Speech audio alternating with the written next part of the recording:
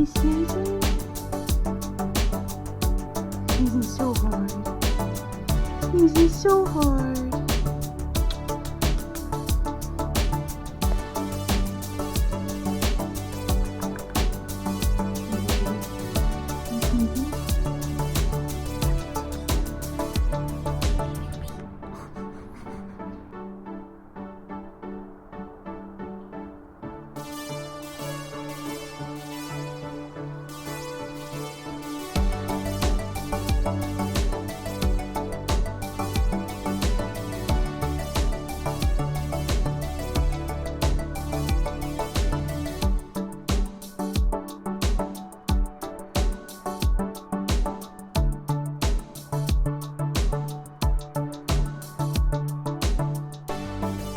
Hello everyone, my name is Jenna, but you guys can call me Jen. Welcome back to my channel, or welcome if you're new. Hi, hello. Welcome to the start of another weekend vlog. It's just a normal weekend this time, and I'm sad about it because it means there's only 2 days until I have to go back to work. I'm so sad. I keep looking forward next weekend, and then the next weekend after that. I am booked and busy those 2 weekends because this weekend coming up, not this one, but like the next one, the 31st and the 1st. The 31st is my kid's concert day, so I'm gonna be hearing Mary Had a Little Lamb 8 times. And it is also my friend's bachelorette party that night. So I'm going to be so drained on that Sunday. And then the weekend after that, my friend is getting married. I'm gonna be at her wedding for like 3 days. So love that for me so much. I might have to take off that Monday because I just know I'm gonna be a fucking mess. I know I'm gonna need an extra day to like calm down and like regroup and sleep, you know? So it's gonna be a lot the next couple weekends. So this weekend is just very chill. And it is also the longest amount of time that I have in big chunks, like 2 days, 2 weekend days, where I have time to be able to edit A Favored Fey. I mean, I can this week all the way through, but the 31st, I have nothing. You know, I mean, like, I don't have the ability to work on my book, you know? I'm sitting at the church listening to kids play music. So, what are you doing, baby? She was making noise in the background. Hey, what are you doing? You don't have a spring in here. What were you making noise with? Oh my. Okay.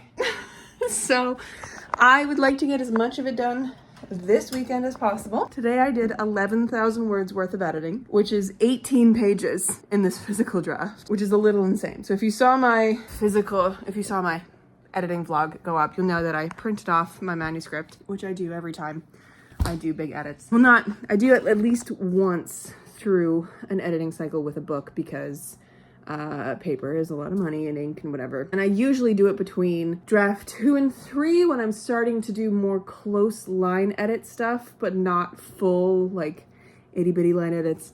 This is where I'm looking at like flow of story and stuff like that because I need to be able to read it top to bottom without getting caught in the weeds of editing, which I would do on a computer screen. I also like changing up the medium in which I'm looking at my words, which is physical. So when I printed this out, I printed it at 255 pages, and this book is 125,000 words long. Formatted in actual like paperback form, it is about 460 pages long, I think, from what I remember. I shrunk the fuck out of this physically, not like removing words, like reduced the font size to 11, reduced the spacing of the lines to 1, and double-sided it to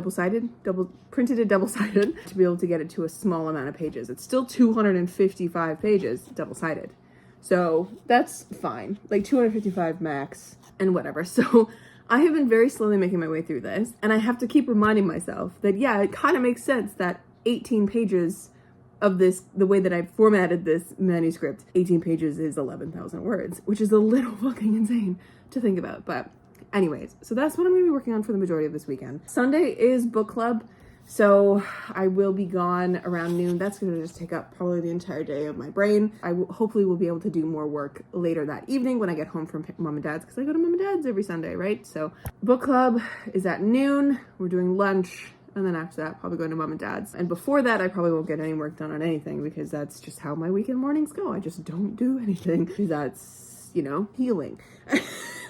recharging. But other than this, I would also like to make time to read this weekend. What I'm going to read, I'm not really entirely sure. I do need to catch up to Lindsay on our buddy read of An Echo of Things to Come by James Islington, because I am currently 37% of the way through. I'm on chapter 18. She is chapter 26 or more at this point, so I have to catch up, which is great and lovely and amazing, and I would like to actually sink into a wonderful epic fantasy right now. Other than that, I also have The Cat Who Saved the Library by Soseki Natsukawa, which I don't know. I still don't know. I should have checked, because last weekend I did a readathon, and I mentioned in that readathon that I was going to check whether or not I could just read this as a standalone, or if I need to read The Cat Who Saved books first, because my ass was like, oh, this looks so cute and lovely. It didn't even think to be like, oh, I should probably pick up the first one, The Cat Who Saved books, first. I gotta check if I can read this out of order, if it's like a companion standalone, or if it matters to read the first one first. And I also have A Shadow Crown by Melissa Blair, which is a very fast-paced romantasy if I want to kind of, just carve through something. I also need to continue reading this series because I'm doing a series video for it. So all these things. So I have these as my potential reads. I also have a ton of TBR books and a ton of library books that I could be reading as well this weekend. But my belief, because it is already past 2 a.m. on Friday, I won't have enough time. All I really have is tomorrow to be able to read anything other than A Favored Fey, and also work on A Favored Fey, because it's Saturday. I don't have anything going on tomorrow except for just reading and working on this kind of stuff. And then Sunday is my busy day this weekend. So we shall see what I get up to, how much I get done, all that kind of stuff. But I'm glad you're here, and it's going to be a good reading vlog, I think. And we have a little lady who's inspecting things on the wall. I have a little sun catcher on the wall because my windows don't get the sun. Freya, do not take that off the wall, you goose. And she, every once in a while, remembers that it's there and goes and fucks with it. So she's just a tiny little shit disturber. Hey, are you a little shit disturber? Yes, you are. Anyways, so that's gonna be the weekend. Wonderful times. I think it's gonna be fun. I also wanted to update you on that other cozy fantasy that I got an idea from last week and all that kind of stuff, because I have now got 6 pages of notes on this cozy fantasy. I know 3 of the characters very well. I know their backstory. I know the beginning of this story, and I had to stop myself. Freya, hey, get down. Thank you. Because I needed to work on A Favored Fey. So that's very exciting. I love having ideas that just spawn in your brain, and it reminds me that if you are actively pursuing a life in creation, your brain will never tire of ideas, because you are always reading new things, experiencing new things, listening to new music that'll give you ideas, talking to people, living life. And would you please? Living life and continuing to experience life and create things will always garner you more ideas. So I love that. I hate that that's a thing in books sometimes. Those romance books of it's the writer who hasn't been able to write anything because of XYZ and they've run out of ideas. That shit doesn't happen. Have you met a creative? We don't stop generating ideas because that's our whole life. If we stop generating ideas, we aren't alive anymore. We're in the ground. Anyway, that's my little diatribe for today. I've completely wrecked my sleep schedule this week. I've been staying up too late, and thus I am not tired right now because my body's we're back on our night owl shit. I gotta go to bed so that I actually have a decent day tomorrow and enough time to work on all the things and do all the things and stuff like that. But anyways, welcome to the vlog. My air conditioner has uncanny timing. Let's get this started. What are you doing? Hi, baby. She says, I'm doing nothing. I might be fucking with your power cords over here, but you'll never know. Look at this thing. Look at her. I swear to God. Freya, you're not allowed. Hey, you know you're not allowed. She says, I am innocent of any crime. Innocent.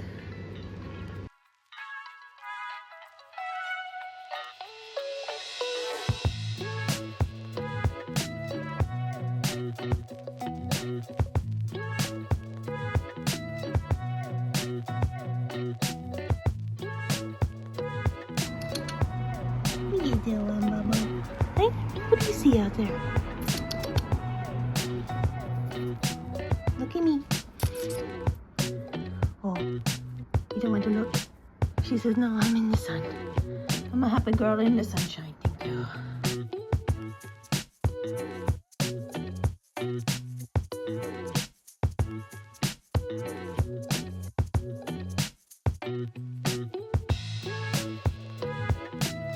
Hey, what's up?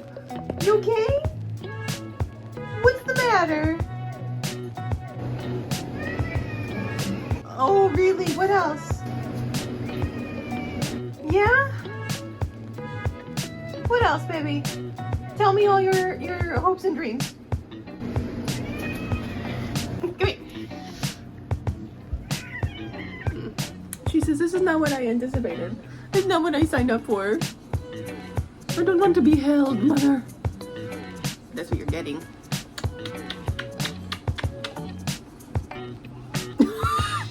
That was a cry for help.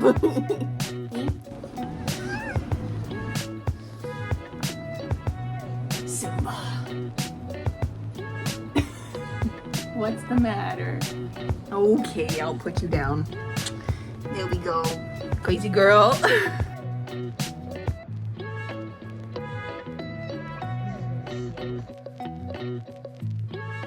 This is so helpful.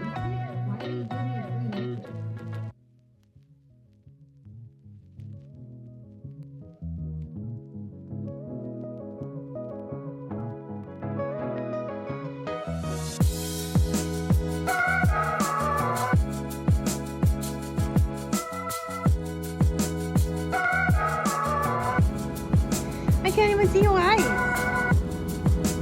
I can't even. There we go. Look at this baby. So relaxed. So relaxed. So happy. Hello, friends. Happy Sunday. Quick update because I know it's noisy in here, but I've had a day. Got rear-ended. And it was a hit and run. I'm fine. It was a very gentle. But like the fact that they left is greatly unappreciated. But book club was good. Everyone was kind of mid on the book, or like liked it sort of. We read Chlorine by Jade Song. I did not like it, 2.5 stars. But that's just because that's not my kind of book. That really just is not my kind of book. But anyways, there's that. Yesterday I read up to 77% of An Echo of Things to Come and stopped because I was like, well, I can't keep going because Lindsay needs to catch up. So she's catching up today. And then I also finished the e-arc of Daedalus is Dead by Seamus Sullivan, which I gave 3 stars because it just didn't do anything for me by the end of it. So there's that. And now I'm gonna go to Mom and Dad's for dinner. Oh, and I tried to redo my bed today and I can't put it back together. Like I put the frame back together, totally fine and easy and wonderful. But all of these boards, they don't reach across anymore. It is not a tight fit anymore. All like the sideboards have bowed. So my dad's gonna come back later. Sorry, baby. I didn't mean to scare you with my bag. Dad's gonna come back later with a drill and we're gonna try and MacGyver something. And if all else fails, we're back to just sleeping without a bed frame on the floor, which she won't mind. She honestly hasn't really cared. She likes to just be able to bop herself up onto the bed or back. So look at these toe beats. They are spread. Anyways, that is the update, my friends. It has been a Sunday. Ooh, and yesterday I edited like 23,000 words in A Favored Fey. So very productive day yesterday. Today, I'm having a day. But I think I'm gonna go treat myself to a Tim Hortons frozen fruit quencher and I'm gonna go have dinner with Mom and Dad. They're making lasagna, so. Or it might just be leftovers from Easter. But that's also good because that lasagna was fucking banger. And it's the best kind of thing to just freeze in different portions, so it might be just that. But this little bean, look at her. You're so little. Anyways, I will chat to you guys later. Look at this little one. You just did a big flop on the floor. She said I did a big flop. Just to tease you. Just to make sure that you've given me your foot or your hand so I bite it. Look at this. Look at how gray she is now. She just keeps getting more and more gray. She says, do not inspect me. No. Do not perceive my grayness. Crazy. I also got a bagoo I'm now a Bagoo girly. I got off Poshmark for 50 bucks. Steal.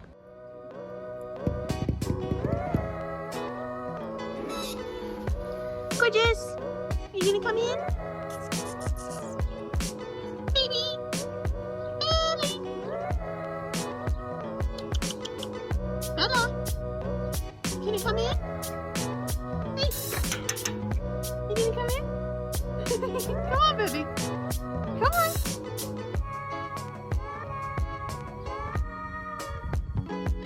What you doing? What you doing? Hey? Beautiful girl.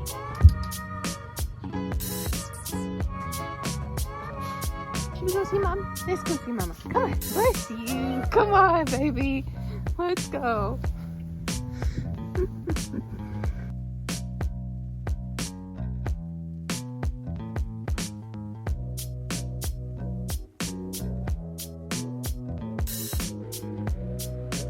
Got our bed back.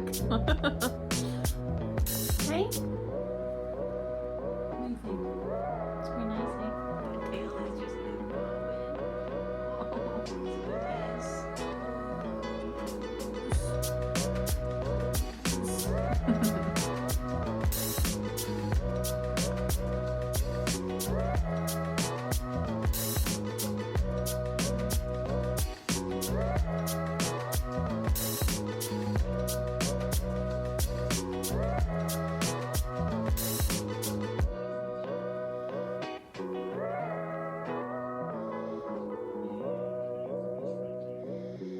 Hello, friends. It is now almost 2 a.m. on Sunday. Of course, this is when my air chooses to turn on. I swear to God. I had no idea you were here. Oh my God. I have been operating under the assumption that my child was hiding from me in my bedroom. This is a great angle. I stood up. She is so relaxed. Zenas, I was gonna come and find you. And you were here.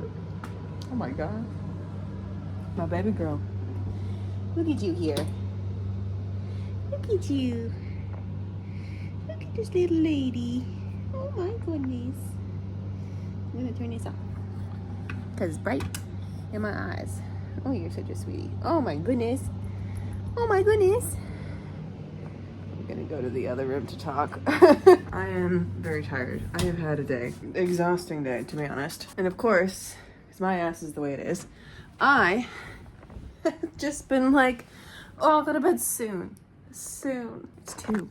I've been saying that since 11:30 when I was actually quite tired. I also am gonna apologize if you can feel any wind. Oh, I don't know where my remote went. Oh no. We're back. I look a hot mess, which is honestly pretty bog standard. Today has been a day, but let's start with yesterday. Yesterday was Saturday. It was a pretty productive day, reading wise and writing wise, or I guess editing wise. I ended up reading, as I mentioned earlier, 77% of An Echo of Things to Come. I am really enjoying it. I feel like I finally am actually like settling into this story. From what I remember reading, the first one was like, I mean, if you guys have been around since I read the first one in this trilogy, the way that book consumed me for like 2 days straight, I could not put that 800-page book down. I finished it in 2 days. I read 500 and some pages of that book in 1 day because I was just like, I can't stop. And then I had to stop because it was bedtime and I had to like, you know, sleep. And then I started again the next day and finished it. It was crazy and it gripped me. It was so fantastic. I absolutely love that book, and it was 5 stars. It was absolutely amazing. And I really enjoyed the way that James Islington's writing and storytelling works all together. I really liked the way that he set up this incredibly complex fantasy world with time magic and all this, like, there's different kinds of magic in this world, and he explains it so well. He sets it up in a way that's like, okay, I'm gonna prepare you for this. You're gonna be fine. It's gonna be crazy, but you're gonna be fine.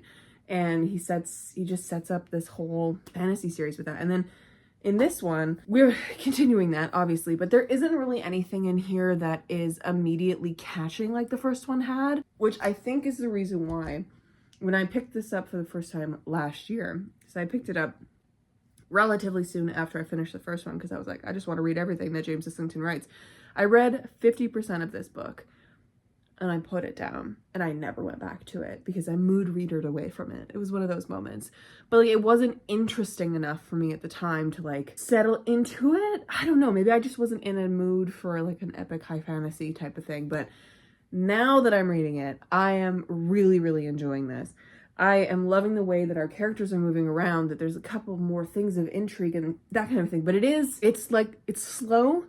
We are getting a lot of backstory, a lot of exposition, a lot of build for this story so that we can get all of it. It feels very like I'm chewing through a sinewy steak, which is terrible because I hate steak because I hate chewing steak. I don't like the texture of it.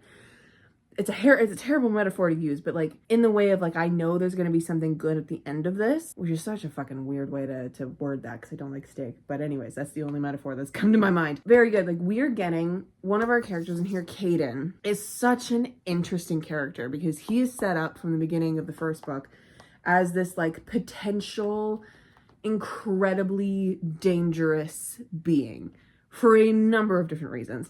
And we find out a bunch of stuff about Caden that I won't spoil, but in this book, we are getting him like unraveling shit about his past, and it's just these big dumps of memory on him. And so it's a lot of just sitting and wading through these memories. And honestly, it reminds me a lot of like when I was reading Brandon Sanderson's Way of Kings, the second book, I think. No, the second book is really good. Words of Radiance. I think it's the third book. One of those books is a lot about Dalinar, and Dalinar is like trying to figure out his shit with memory and going through memories and like histories and stuff like that. And it's a lot of the same shit over and over and over again.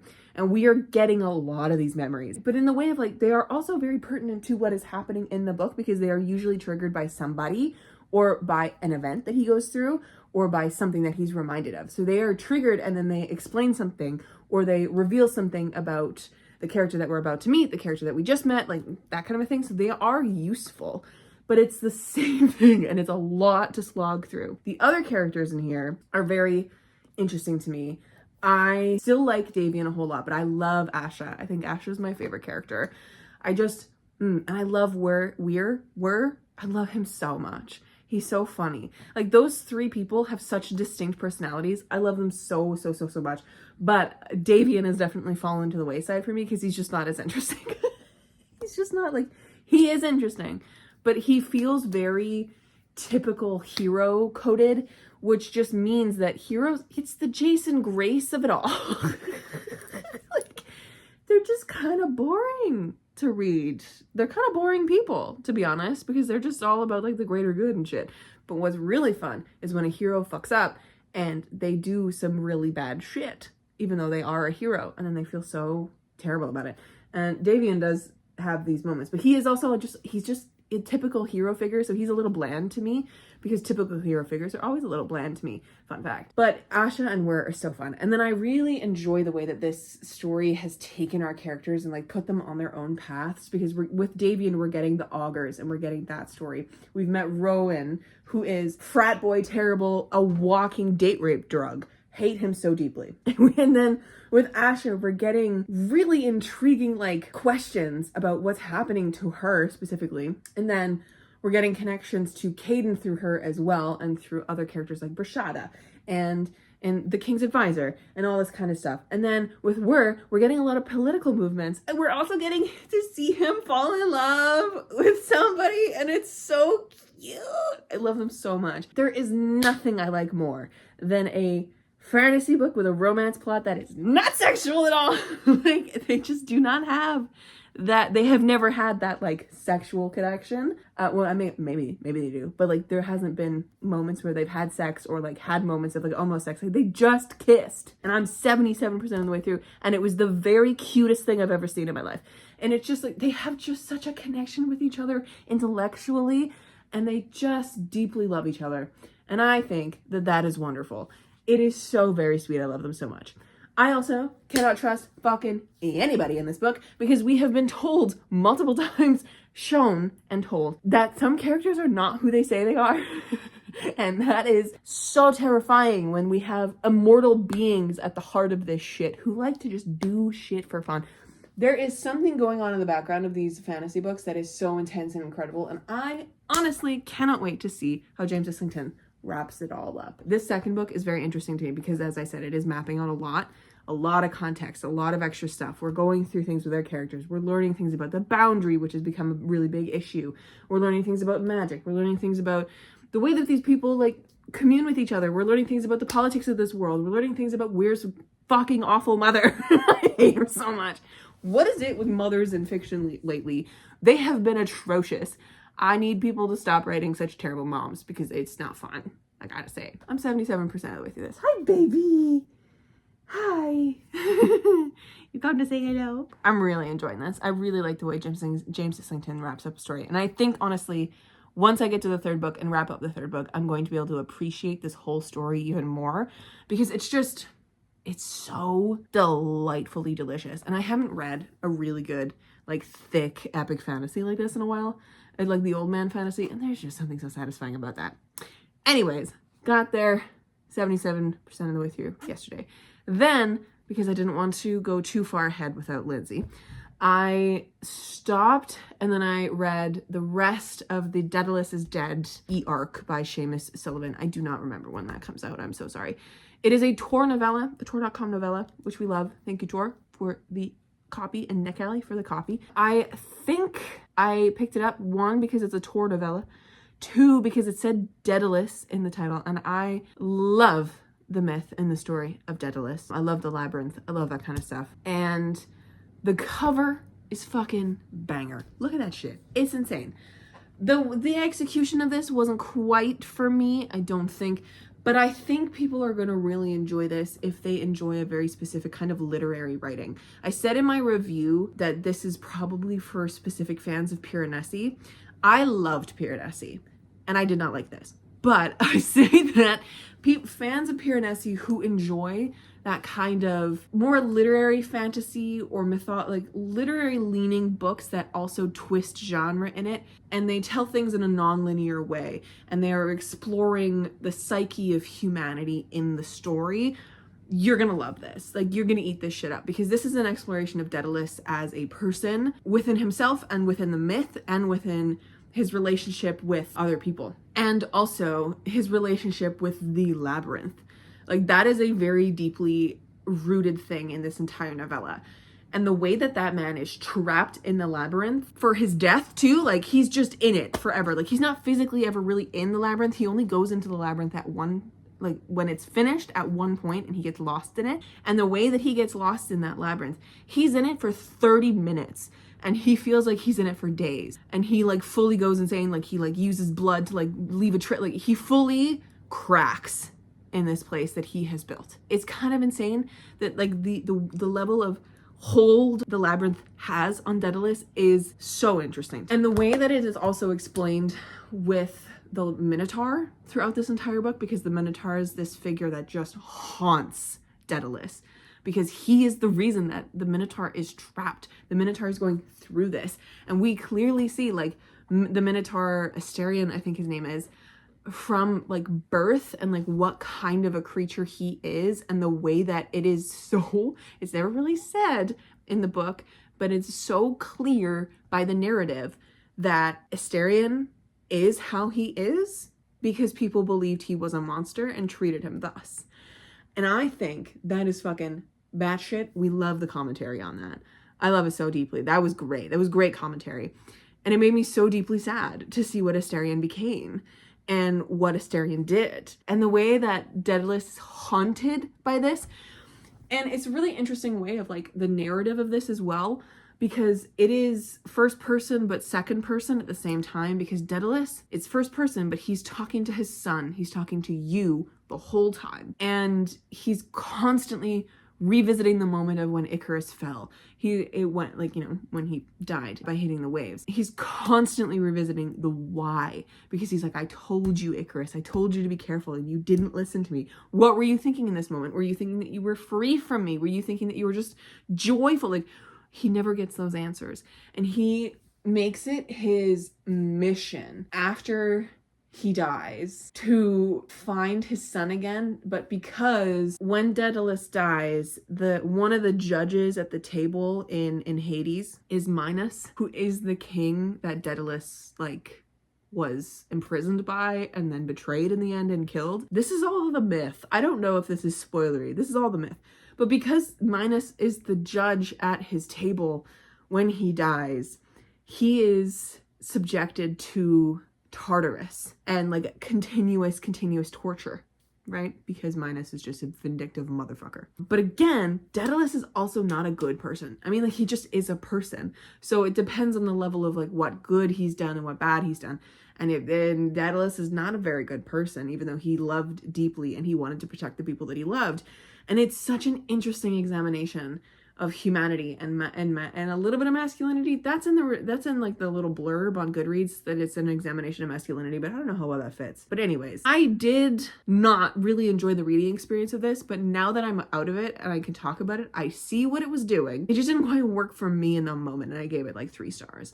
So I think people who like that kind of literature more than I do will really enjoy this. Hence why I said, for fans of Piranesi who like that kind of literature. I really enjoyed Piranesi, but this kind of literature is not usually my jam. That is my explanation. Anyways, today, and then after that, yesterday, after I finished Daedalus's Dead, I went on a lovely walk because it was really lovely out, and I was like, I want to go for a walk, and it was sunny, and I did, and it was great.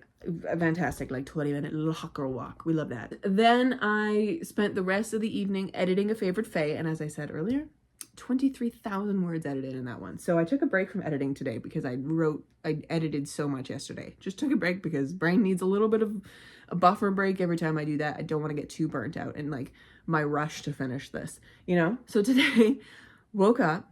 I had plans to rebuild my bed this morning because I knew I was going to book club and then I was going to go to mom and dad's after that. And I didn't want to go to mom and dad's for a second or third time now. I think it's the second time. And have my parents be like, oh, let us help you rebuild your bed. Because I have the chronic only child, strong-headed girl thing of like, no, let me do it on my own. I can do anything that I put my mind to. Because I have proved to myself over and over and over and over that I can do anything that I put my mind to. Like when my bed broke, I took it all apart by myself very carefully. And I did not ding any walls. I did not hurt myself. I did it very carefully and I fucking succeeded, you know? I was like, I can do this. I can put my bed back together and I can be fine. So I was like, I'm going to do it before going to book club. So I put my mattress up against the wall. I put my box spring up against the wall. I rebuilt my frame very easy, very quick. And then when I started putting the supports in the middle, which this bed was originally made with 3 very spindly, absolutely garbage supports that I never noticed were a thing until I moved into this place, like I explained previously. So we added like 5 2x6s or whatever, the big planks, nice thick planks of wood. When I was trying to put them back together today, they were not staying on the supports on the side. They were slipping right off because they were not snug anymore. Because when my parents first gave me those wooden slats to like make this bed more supportive because it was falling apart in the middle of the night when I moved in here, they were all snug to the sideboards. I got mad at that, was late for book club. On my way to book club, I got rear-ended. I was sitting at a red light. Some lady drove into my car. I'm fine. It was very gentle. It was like being hit by a bumper car, or like at like low speed. It was just shocking because I didn't expect it, obviously. Usually I'm very good when I'm in my car. If I see someone coming up behind me quite quickly, I will let go of my brake and I will slowly roll forward to give them more time. I just wasn't paying attention, apparently. She hit me. I, being the person that I am, was like, oh my God, I can't. Like, we need to pull over somewhere. We are literally in the middle of a 6-lane intersection right now, and the light just turned green. She drove away. Before I could get her information or anything like that. So I was very mad, burst into tears, because that's what happens when I'm mad. And then I went to book club. And book club was fine. People were fine with chlorine. It wasn't like a super favorite from many people, but it was really good discussion. And it was really interesting that there was like 2 separate ways of us like reading the book. A number of my friends read it in a very like gender transformation trans narrative, which makes sense in the after fact because I did not realize that the author is actually gender fluid. Pronouns she, they. I did not realize that. I did not realize that they were gender fluid. But now knowing that they were gender fluid, reading this book in a gender way makes a lot of sense. I read this shit in a very literal way of like, not that she was like actually turning into a mermaid, because the book is about this girl on a swim team who believes wholeheartedly she is a mermaid, and she goes through a transformation into said mermaid. I read it as that she had a mental breakdown and it was a suicide at the end of it. Like, that is how I read it, because it's like, very obviously she's dead. You just can't survive when you are a human in the water. Like, a lot of shit happens to this girl in this book. She is not mentally okay. So that's how I read it. But yeah, it was very interesting to talk about. And then I came home real quick to get my computer because I needed to fill out a police report because I got ruined. When I was home, I was like, okay, I'm going to try put my bed together one more time just to see. And no matter, like, I balanced all the boards on my bed, and then as soon as I tried to put my box spring on it, they all like fell apart and it was bad. Called my dad. He came over. I was like, Dave, can you come over and help me put my bed together because it's just not staying together? And when he saw it, he was like, oh, your sideboards have bowed. They are like too far out now. So later after dinner, I'm going to bring my drill and we are going to drill this motherfucker. We're going to drill all these supportive boards in your bed to the sideboard. It's going to look janky as hell, but it's going to be the most supportive bed you have. And now I have a very, very strong bed. After dinner, we had a very quick lasagna. After dinner, they came in and they helped me put my mom and dad, they put my bed together, and now I have my bed back. Not that I wasn't sleeping on my bed, but it's nice to be up high again because I was sleeping on the floor for a while. Then I went grocery shopping because of course I can't, like, today I did not sit on my couch once until I got home after grocery shopping at like 9 o'clock. And I bribed myself to go grocery shopping because I needed butter and creamer. And I ended up spending $90 at the grocery store because I also got like lettuce and rotisserie chicken and a giant fucking watermelon, and like, you know, I just kind of kept going. I bribed myself with a sweet treat, got myself a slice of cake, which I ate all in one sitting, and I felt vaguely ill afterwards, but you know what, I got myself a sweet treat and it was great. The watermelon I got, garbage, absolutely. It's too seedy, and even though it's very juicy, it's not sweet at all, and it doesn't taste nice. So it is a sensory nightmare eating that watermelon. And I'm going to have to force myself to get through it because it was a $10 watermelon. Next time I get a watermelon, it's going to not be $10.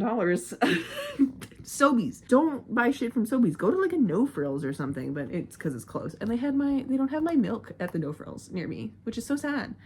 Lactose-free milk. I am really rambling right now. I do apologize. I'm kind of running on a high right now because I finished a book tonight. That's what I'm getting towards. I've been talking for 24 minutes, like nonstop rambly. I promise I'm almost done this update. I just apparently haven't talked to you properly in like 2 days. And a lot of shit's gone down. A Libby hold came in recently.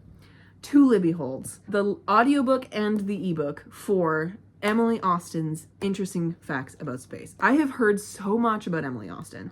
My friends have mentioned her. I've seen her on TikTok.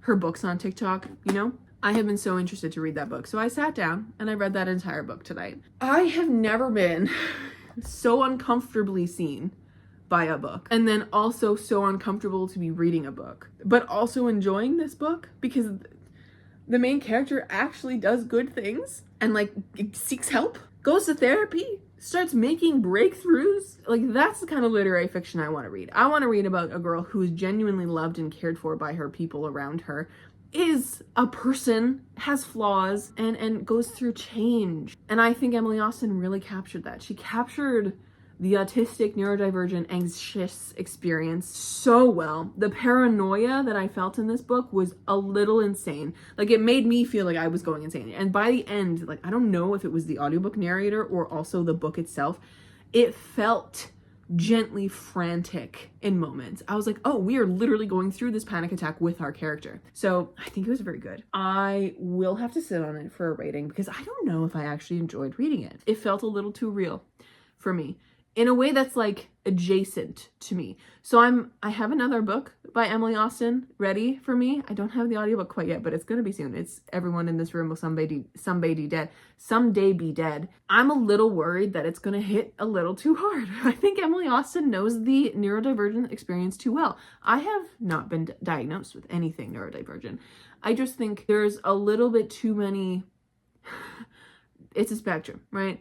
I think I'm on it somewhere not as high. I've taken a lot of those tests and I always get in the 90s, which is not, I don't want to say danger zone, but that's not like, usually it's kind of a low threshold for like autism and stuff like that. So, but a lot of the things that are like traits of autism or signs of autism or like things that autistic people do, I'm like, I do that. I experienced that. So fun times. I mentioned it to my therapist. She was like, oh yeah? Wonderful. It was also at the same point when I told her I was like having a crisis of my sexuality and my identity, which is always fun. And she goes, well, you're going through a lot. And I was like, yes, Erica, I am. I'm fine. I'm fine now though. So, you know, it's always fun to read a book where you kind of vaguely see yourself in the pages or very strongly see yourself in the pages. Anyways. And now it is almost 2:30 in the morning. Because I have been talking for that long. I still look insane. The reason why I look insane is because I have a clip in my hair. And I also had my hair in this half up bun all day. And it has just been slowly getting worse and worse all day. So I do apologize for this, but this is just raw Jen footage at 2 a.m. Anyways, Freya's already snoozing by the lamp. I feel a little insane right now. I need to calm down. It is 2:30 in the morning. I need to sleep. It's Monday tomorrow. This weekend went by way too quickly. Last week, I have, leading up to when my life gets a little crazy busy, last week I have to edit A Favored Fey, get it ready for my friend. I have 2 parts left to do. It's the ending. There's gonna be a lot more editing in this, but I think it's gonna go quickly. Fingers crossed. Those are my updates. I've been talking for 30 minutes. Catch you tomorrow for Monday.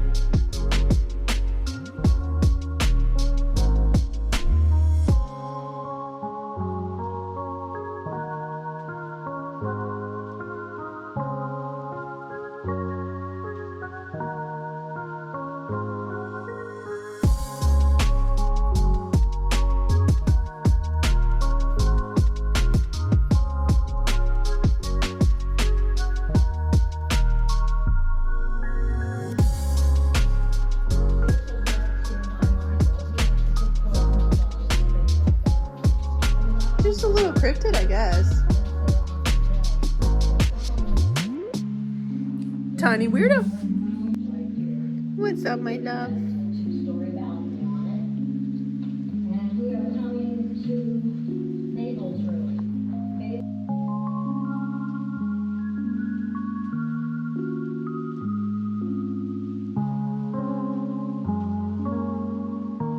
Can you spot the monster? She scared me because it looks so much darker. It's so much darker for me. I did not notice her until I just saw the shine of her eyes. Freaky. Hello, friends. Happy Monday. It's officially the end of the vlog and the end of another weekend. And the last weekend for the next 2 weekends where I have any time to chill before the chaos of these next 2 weekends. But it'll be fine. It'll be fine because I do have Sunday both weekends. I have nothing going on. So hopefully it'll be a little decompressy. So, you know, fingers crossed. Anyways, hi friends. Today was a normal Monday. Nothing crazy going on. Standard. I've been here since I got home from work working on A Favored Fey. And I officially have hit 90,000 words in A Favored Fey. I think that's pretty cool to think that I only have like 25 to 30,000 more words to work through. No, I have 30 to 35,000 words more to work through in the draft roughly, but hopefully it doesn't add that many more words to the draft. Not that I'm actively trying to shrink anything, but I am moving stuff around. So like I just took a scene that was originally in part 4 and I wrenched that shit back into part 3 because when I was originally plotting this, like when I was replotting everything between draft 1 and draft 2, that scene was supposed to be like the midpoint because emotionally a lot of things happen in that scene. And for some reason, the way that I, like, when I was writing it, it ended up being pushed and pushed and pushed further down. So I was like, well, I guess it's not the midpoint anymore. But upon revision, I have yanked it from where it was and put it up earlier.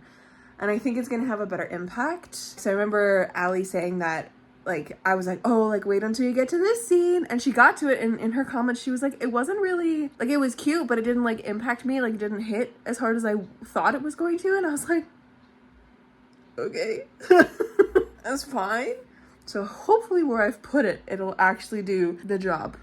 You know, it'll just work better in the narrative where it's at. So anyways, it's been a lot of work on this draft over the past 4 or 5 days. I hope it's interesting, and I hope it works. And I'm excited to read this through again to see how my changes and finagles and edits have helped. So anyways, I have been working on that. And today I got a very fun package, which is this arc of Empire of Exiles. This was sent to me directly by Erin M. Evans, because when I was on the podcast with her and Trevor, when I was doing the book club of this, I saw this arc in her hand, and I was like, what copy is that? Like, I don't remember if I asked on the podcast or like outside of the podcast, like when we were just chatting in the Zoom window, but like, I was like, what copy is that? It is so beautiful. And she goes, oh, it's an arc. And I was like, I had no idea there were arcs of this. I never saw that go around, because if I had seen an arc that looked like this, Freya, oh my god, she's messing with my shit on my desk now. It's just a pen. Sometimes she drops the X-Acto knife that's there. I get very nervous, even though there's a protector on it. But I saw this and I was like, if I had seen an arc that looked like this in the wild, I would have been so intrigued by this book. I would have immediately picked it up. I would have, you know, been more aware of things, but I never saw this arc in the wild. And I was like, it is just so beautiful. And Erin was like, well, I'll send you one because I have a couple here still. And I was like, really? And so it took a while. She kept forgetting, but that's okay. So she sent it, I think, last week, because I popped in and was like, hey, girly, have you sent it yet? And because I mentioned, and around the same time in the Discord, like, a couple of the other people at the time during book club had, like, helped Erin make promo stickers for the Books of the Usurper, and she was mailing them out to people in the US to give away to people, and, like, other people were at, like, conventions and stuff like that, and they handed out these stickers, right? Because that's kind of a cool way to promo your book. And so I was like, oh, by the way, I'm doing a book fair in September. I'm doing a Manitoba author book fair in September. Like, send me some of these stickers and I will hand them out to people, because I will talk the fuck up out of this book, because it's one of my favorite books of all time. If not low-key my favorite. I have to reread Gideon, because I don't know if Empire, like, beats it out anymore. But yeah, so Erin sent me that and a couple of those stickers that I showed earlier. But the best thing is signed. Is signed. But, like, look at this fucking arc. This is my new, like, prized possession. This is my baby. I love this so much. So it was a really fun package. I also got another sweater. I bought myself a sweater on a whim one day a couple weeks ago. The reading is my favorite sports sweater. I love it so much. It's just too hot for me to wear it right now, because it's not even hot outside. It's just like I can't open any of my windows because we're currently under an air advisory, because some of my province is on fire right now, and has been for a number of weeks. We were on a fire ban a couple weeks ago, and then we had a beautiful rainstorm, and I thought that was going to help, and I guess it did, but it hasn't quelled everything, because there's still shit on fire, and it's very smoky outside. So it actually wasn't that bad today, but we have, like, an air advisory, like, it's 4 right now, which is interesting, which is like a warning kind of a thing of, like, you know, bad air. So I don't want to have my windows open because it's gonna smell like smoke. But it's like 15 degrees outside, and it'd be perfect to have my windows open, and I'm kind of irritated about it. I'm like, if this is another summer where I have to just have my air on all the time because I can't open my windows on these cool nights, I will riot. I'm gonna be so mad about it. But yeah, it's hot. It's hot in here. It's toasty. I miss central air conditioning, where I could have air, like, it'd be so cold in my house that I could just wear sweaters in the summer all the time, because that's my coziest form big sweater, small shorts. Coziest form. I can't exist in sweaters in this place when it's this hot. One day I shall have central air conditioning again. Anyways, my friends, I'm gonna wrap up this vlog here. It's been a productive weekend. It's been a little bit of a crazy weekend too, with the shenanigans of yesterday. But my bed is put back together. I filed that police report and I got the email with the claim number that I can now call car insurance place and file an official claim and get that in the progress. So, you know, whatever. I mean, my car is fine. It's just gonna eventually need work done on the back bumper. So, you know, put this underway.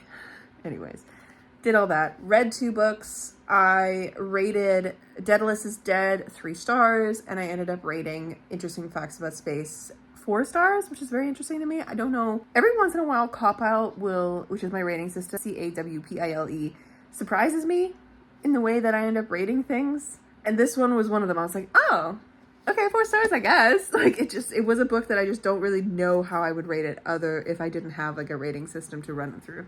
So, interesting. Facts about space. Anyways, and I got a really good chunk of the way through An Echo of Things to Come by James Islington. I have 2 hours left on that audiobook and I will be polishing it off in the next few days. I've just been I was gonna polish it off tonight, but I was like, I should really get another good chunk done of A Favored Fey, because deadline is like Friday for me right now. Although I could take Sunday to do things, but after the chaos of Saturday, I know I'm gonna want to do absolutely nothing on Sunday. So we're trying to get this done before the weekend so I can hand it off to my beautiful friend Yeleni on Sunday. Thank you so much for hanging out with me this weekend, my friends. It's been a good one. I'll catch you in another video very soon.